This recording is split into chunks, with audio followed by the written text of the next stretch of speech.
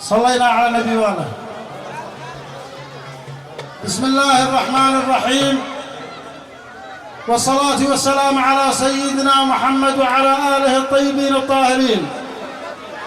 بداية هذا العرس الجماعي الرابع، نحمد الله ونشكره الذي جمعنا في مخيم الألفة ونهر المحبة وميدان السعادة، وأبعد منا الهم والحزن بهذا العرس المبارك، ونسأل من الله أن يبارك هذا العرس ويسعد جميع العرسان ويغمرهم بالسعادة ويرزقهم الرفاه والبنين إن شاء الله، وأن يكتب أجر كل من سعي وبذل الجهد الكبير في إنجاح هذا العرس الجماعي الرابع.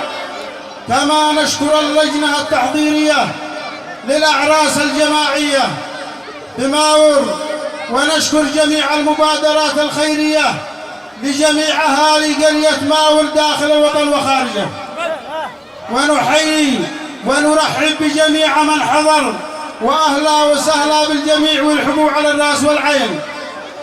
ونشارك بهذا الزامل، قلنا في عرس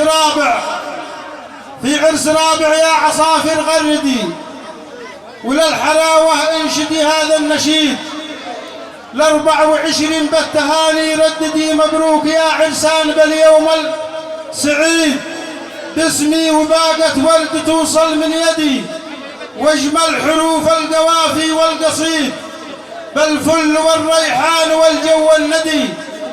عرس جماعي قد تجدد من جديد، براي واحد يا صفوف توحدي، ونور قريتنا بفرحتنا يزيد، يا ماور العرش بالحفل اسعدي، وباركي كم من بطل شاطر وجيد، لا وسط ماور يا ضيوف توافدي، يا مرحبا في فرحة اليوم السعيد.